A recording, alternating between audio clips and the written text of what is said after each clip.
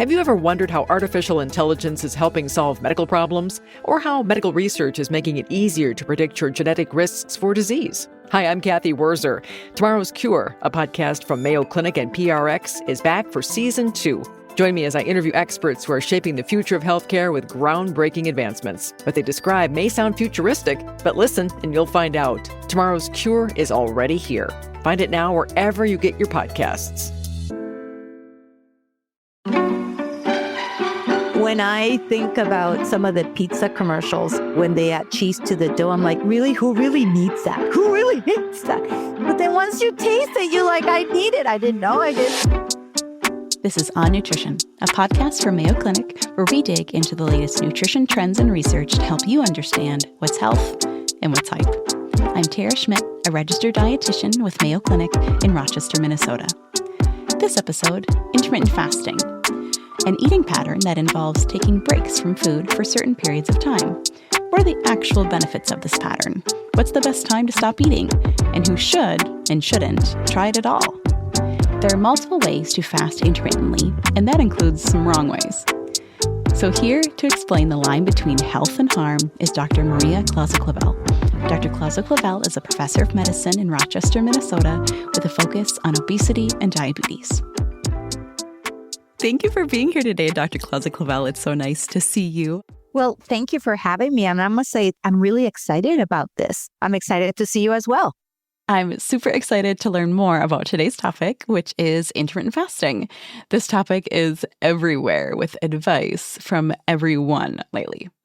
Yeah, like you said, this has been receiving so much attention recently, and there's so many studies out there. So I always have to give the disclosure that hopefully I won't oversimplify things, and that there may always be a study out there that's slightly different than what I say. And really what I'm trying to do is do my best at reviewing the literature in a way that makes sense to people, and hopefully that's practical. So if they choose to make any one change in their eating habits, what's the most data out there to support that change at improving health? This is exactly why I brought you on, so that you could do all of that work for me. Let's talk simply about definitions. So How do you describe intermittent fasting? When most of my patients come into my office and they tell me I'm intermittent fasting, I actually try to ask specifically, what do they mean by that? Because if I'm trying to give them advice based on what I know from the literature, most of the studies have looked at actual fasting, where people have days where they consume very few calories, to more what we're calling time-restricted eating, which is only limiting eating to certain hours in the day. And that's the simplest distinction. However, even with fasting studies, there are some studies that look at fasting every other day, fasting 2 or 3 times a week. So there's a lot of variability. And when it comes to the time-restricted eating, limiting eating to certain hours a day, again, there are studies looking at 6 hours, 8 hours, 12 hours. So I'm really trying to get a sense of what is my patient doing? And based on the literature that's available, okay, what can I tell that patient regarding what's reasonable to achieve, whatever their goal would be, whether it's losing weight, whether it's just health or living longer. So what do we know about that? Yeah. And that's actually a benefit to all of these different types, right? So I think of usually kind of 3 types. Alternate day, right, which is where you fast every other day. Someone told me recently it's called Eat, Stop, Eat, which I hadn't heard of yet. But okay, so we've got that one. 5-2 fasting. Now, is this the one where there are 2 days where you're under 500 calories? Correct. Typically, over the course of a 7-day week? It would have to be less than 500 calories, essentially. And then, like you mentioned, time restricted. So we've got all of these different ratios, 16 to 8, 12 to 12, 10 to 14, whatever you want to do with 24 hours in a day, or even just 1 meal a day. Yeah. What do you think about the method of 1 meal a day? Ideally, you want to have that earlier in the day. Often what I hear from people is they will have that large meal in the early afternoon because it's easy for them to fast the morning, and then they don't seem to get hungry. Some of these people go to bed at 8 p.m., so they go to bed early. So I think for the average person, one meal a day, as long as they're having their nutrients, shouldn't be a problem. I think with people with health conditions and medications, I would pay a little bit more attention because obviously some medications need to be taken with meals and sometimes they have to be more than once a day. It would probably something that I would want to evaluate, whether that's kind of wise. Of all the different types of intermittent fasting, is there one approach you support the most? Not any one, because like you mentioned earlier, you can find a study that, is very convincing for any one approach.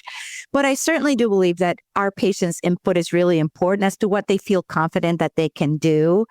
For example, if their goal is losing weight, I know in the back of my mind, I have to pay attention to calories. Now, interesting enough, when the alternate day fasting studies were done, the eat, stop, eat, whatever, is interesting because when people fasted and they consume less than 500 calories, the thought would be that they would compensate and overeat calories on the days that they were eating. You're starving the next day and you go to town. You overeat the next day. But actually, a couple of studies have shown that that doesn't really happen. So as a result, what happens is that people are consuming less calories and they may experience weight loss if that's their goal. Anecdotally, what I've heard from patients is that sometimes they just find it easy to just tell themselves, I'm just not going to eat today. And then it takes away that decision making of, okay, what am I going to eat? So if somebody can do that, great. If somebody like me, which at 10 in the morning, my stomach is growling so loud, that's probably may not work for me. Although there is an adjustment. The body does adjust, when people fast. Exactly. So what are some misconceptions or challenges when it comes to time-restricted eating?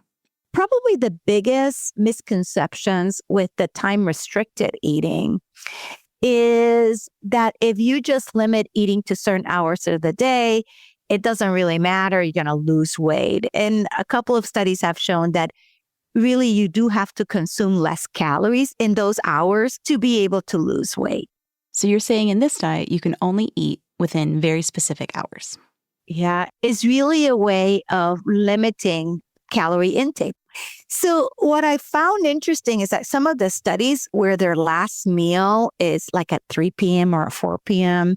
might be quite strict. And when we think about life, that's hard for people because they're working and by the time they get home. So I do talk to people about, okay, if you want to do a certain hours of eating, if you want to follow the time restricted eating, what hours are best for you. The other question I ask is, okay, if you were to have a meal at 5 p.m., when do you go to bed? Because several studies suggest that after 4 hours, people will struggle with hunger. So if your first meal's at 5 and you typically stay up until midnight, you're going to struggle with hunger. And that's the time you'd normally have another meal. Exactly. And then sometimes people, because we work during the day, find it easier to just not eat during the day and then get home and eat. And again, if they're consuming less calories, they may lose weight. But interesting enough, the benefits of fasting for a prolonged amount of time are not really seen if people consume most of their calories prior to bedtime. That actually doesn't benefit metabolically, blood sugar, blood pressure, as it would if you had your last meal, I would say at least 3 hours prior to going to bed, at least that. Especially because when you're off to sleep, you don't need to do those things, right? You don't need to regulate your blood sugar as much. You don't need to kind of bring down all those things that we're used to, our bodies are kind of burning throughout the day. Yeah. But it does do different things. Obviously when we ingest food, our physiology has to work on digesting that food and break down and store and this. Yeah. And that when we're fasting, our bodies take care of different things. So there's actually growing concern over the fact that in our current lifestyle, we have food available to us 24/7. Yeah. And actually a study looked at surveys of Americans said we tend to eat for over 15 hours of our day. Might be a meal, might be a snack. So the thought is that that also contributes to weight gain, to diabetes, to all these metabolic things or processes that affect our health. You bring up a great point about our availability of food. I do believe that it's likely the piece of our obesogenic environment. And maybe it's not the intermittent fasting that was the weight loss. It was the fact that you didn't get your morning latte and that you skipped breakfast, or that you're not having wine and popcorn after 10 p.m. at night. And so I'll usually say to patients, it doesn't really matter what we want to call it, or if you want to have a certain ratio to it. Do you feel like this strategy is going to help you decrease your total calorie intake? And if it is, okay, let's go for it.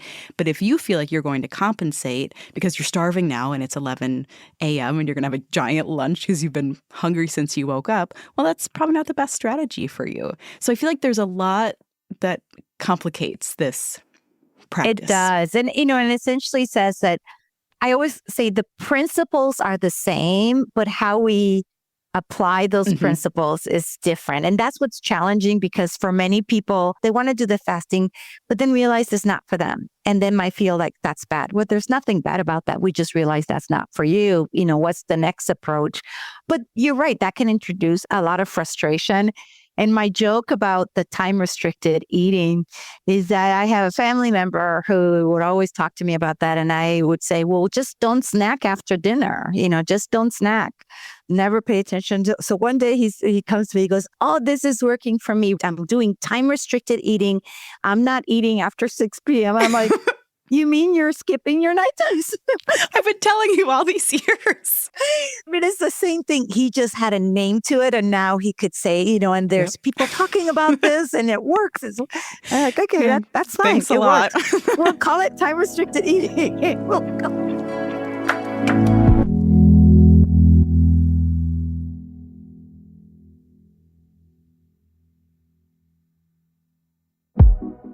Intermittent fasting is a big lifestyle change, so it's important to have all the details before you decide whether it's right for you. Let's review the different types of intermittent fasting. There's 5-2 fasting, which involves eating regularly for 5 days a week and choosing 2 days to eat under 500 calories. Eat Stop Eat is a similar method, except you're fasting completely for 1 to 2 days out of the week. There's also time-restricted eating, the most common type, where you eat at your preferred ratio of fasting to eating hours. You could fast for 12 hours and eat the other 12, or fast for 16 hours and eat in the remaining 8, and so on. The schedule's up to you. And lastly, there's 1 meal a day, which is exactly what it sounds like. But since it's on the more extreme end of the spectrum, it's best to talk to your doctor first about whether starting is a good decision for you. And there is some strategy behind choosing your method of intermittent fasting. Be mindful of how many hours you intend to go without food before bed, but know that fasting for at least a few hours prior to sleep does come with some metabolic benefits. Now let's get into what the research says about intermittent fasting and who should and who shouldn't try this lifestyle.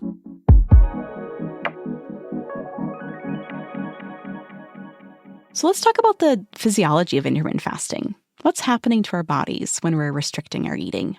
We don't have as many studies on humans as we would like. So a lot of these studies or observations started out in animal studies. So for example, we have known for decades that if you restrict calories, whichever way you choose to do that, you will struggle less with weight management, diabetes, or heart disease, and you will tend to live longer.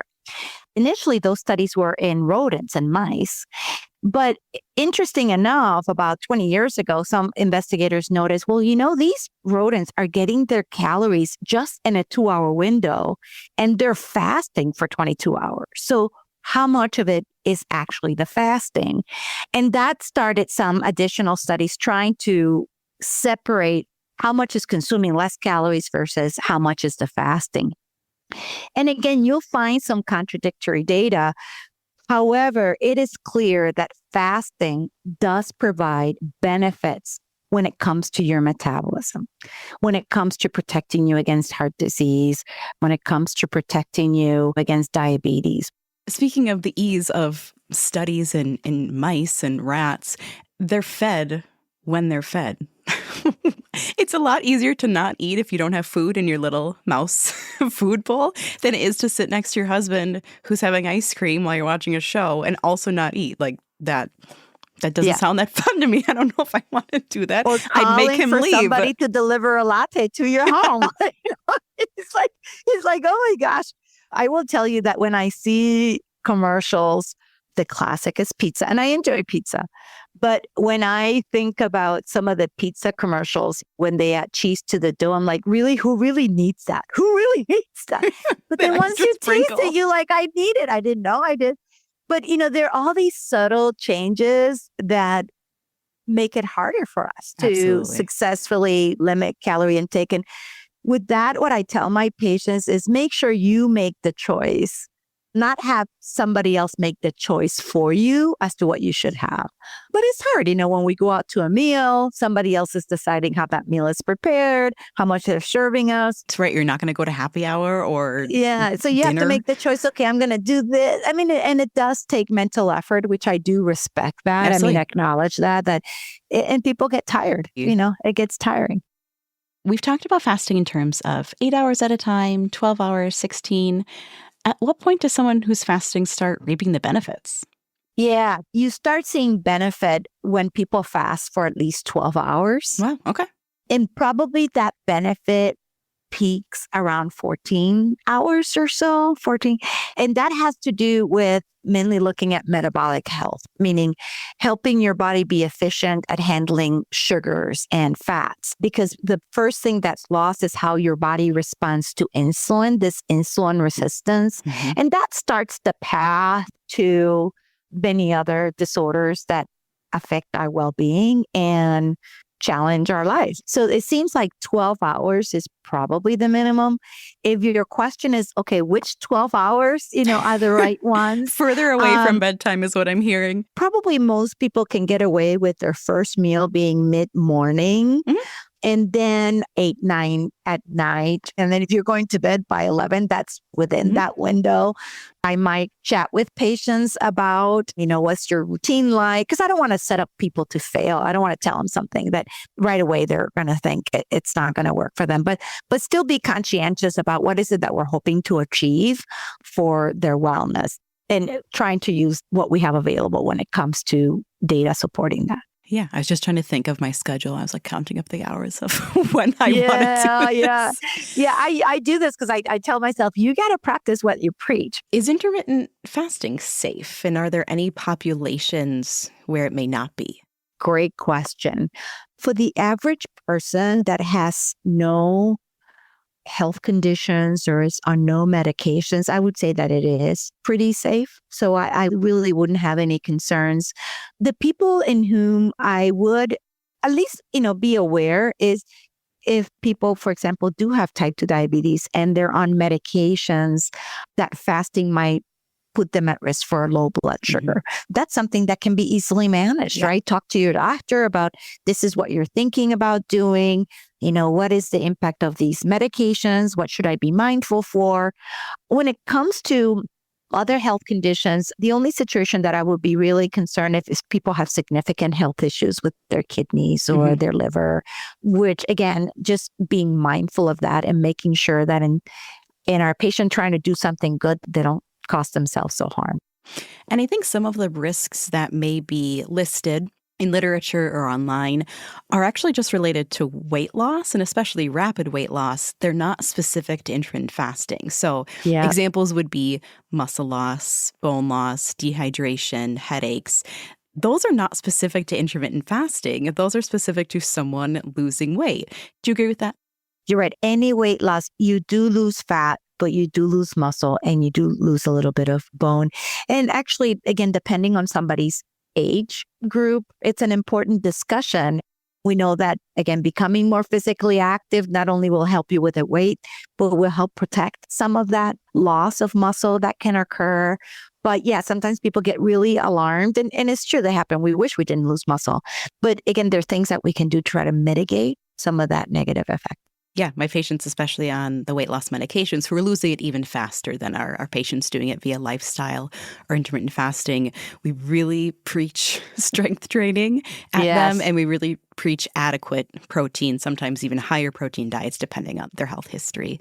But there's not a lot you can do other than maintain what you've got. And what you're going to do for that is enough protein intake, and you're going to challenge those muscles in whatever way you feel like doing it. That's right. That's right. How else have you seen patients' bodies react or adjust to this different pattern of eating? Dietary change, especially when people are losing weight, it can be challenging. So I hear different kind of complaints that have been well reported in the literature. When people do the very low carbohydrate restrictions, some can have the classic keto flu, right? They don't feel well, they're kind of achy, and they just can't adhere to it. We do know that when people are making changes and they're losing weight, so they're cutting back calories, the body adapts. And one of the adaptations is affecting those gut hormones that control appetite. So the way I explain this to my patients is 6 months into a weight loss program, you might actually feel hungrier than you did in the beginning, even though you're doing the same thing. Or that meal that was satisfying a month into your weight loss program is no longer satisfying. 15, 20 years ago, we just blamed our patients. We just say, oh, you're just not disciplined. You can't. But now we understand that there are physiologic factors contributing to that our patients cannot consciously control. The body fights weight loss and kind of promotes weight regain, which is so rude, right? If I've lost weight, please keep it off. Is it appropriate for someone with a history of disordered eating to do intermittent fasting? I would say that if somebody has had a prior diagnosis of maladaptive eating behaviors, I would want to get a sense of making sure that they're in remission, that they're not active. So one is getting a sense that they're well controlled and making sure that they have some support. Some things can trigger this back out of the blue. So I do encourage at least kind of setting up some type of support in case that happens, because we have no way of knowing if it's going to happen. What the literature shows is that if we actually start focusing a lot on weight loss when somebody's still participating in maladaptive eating behaviors like binging, they do not do well with their weight loss efforts. They actually keep gaining. They might lose a little bit, but then gain again. So it's just kind of getting the message that our goal here is to help them long term. So it might be that right now we're just working on stabilizing before we really focus on weight loss. It's riskier to not talk about it than actually it is to talk about it. Yeah, I agree.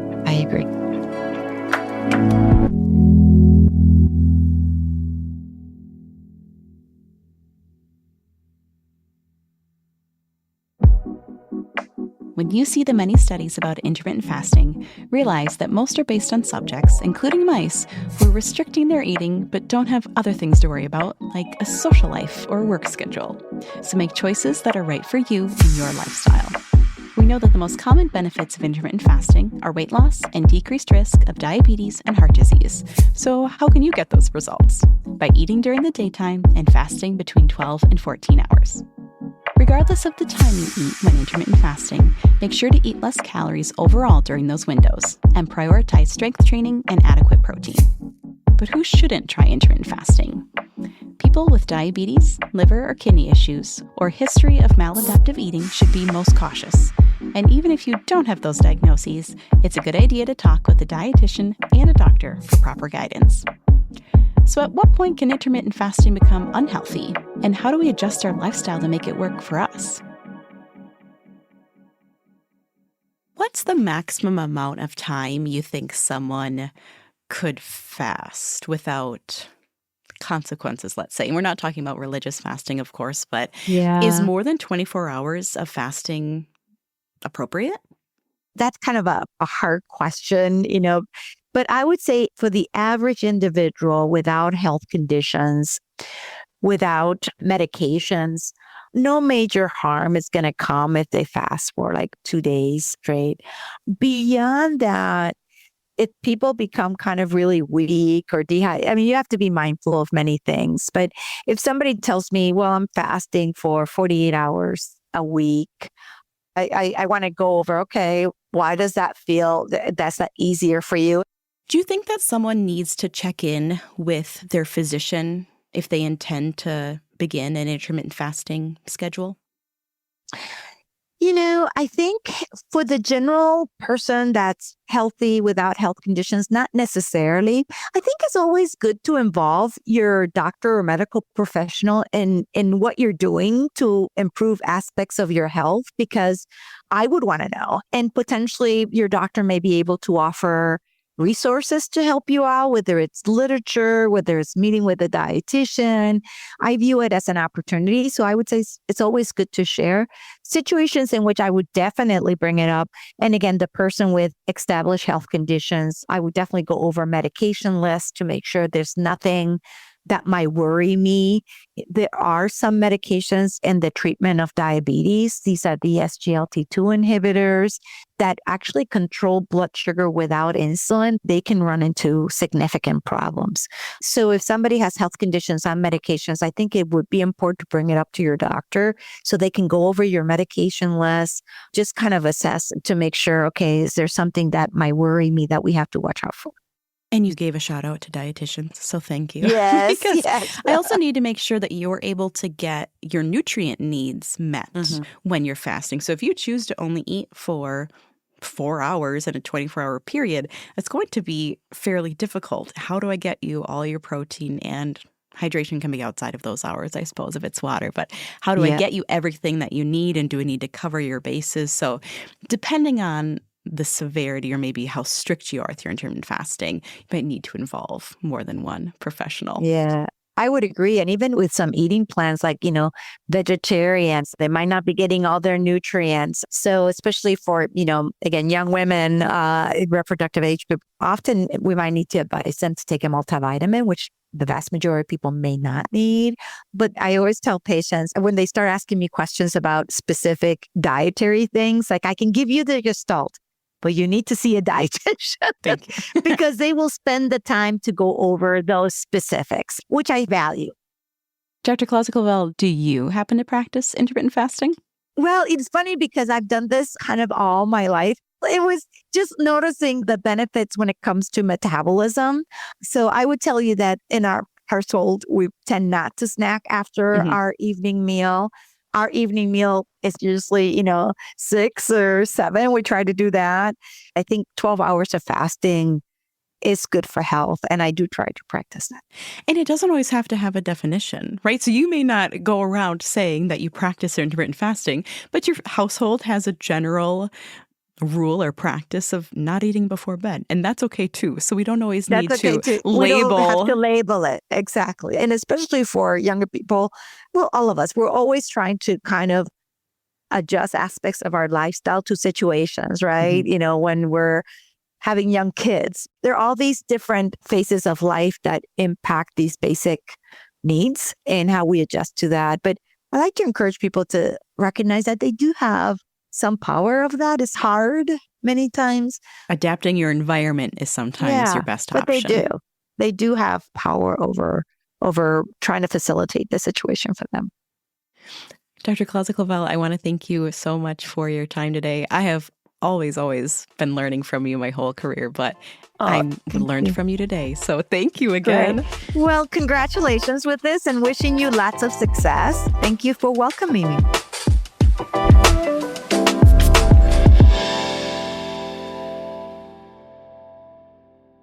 Fasting is an extreme word, but there are ways to fast intermittently in a healthy way. First off, it's never a good idea to fast for more than 48 hours. And on the other end of the spectrum, it's okay to fall off the wagon. Remember, this is a totally optional eating pattern. And if any of these methods seem impractical for you, skipping ice cream after dinner is progress too. That's all for this episode, but if you've got a question or topic suggestion, you can leave us a voicemail at 507-538-6272. We might even feature your voice on the show. If you or a loved one is struggling with an eating disorder, you can find support through the National Eating Disorders Association at nationaleatingdisorders.org. For more On Nutrition episodes and resources, check us out online at mayoclinic.org/onnutrition. And if you found this show helpful, please subscribe and make sure to rate and review us on your podcast app. Thanks for listening. And until next time, eat well and be well.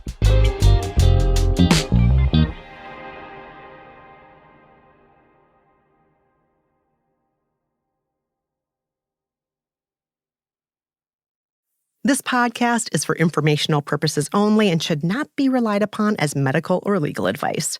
Always consult with a qualified healthcare provider for any medical questions. The appearance of any guest does not imply an endorsement of them, their employer, or any entity they represent. The views and opinions are those of the speakers and do not necessarily reflect the views of Mayo Clinic. Reference to any product, service, or entity does not constitute an endorsement of or recommendation by Mayo Clinic.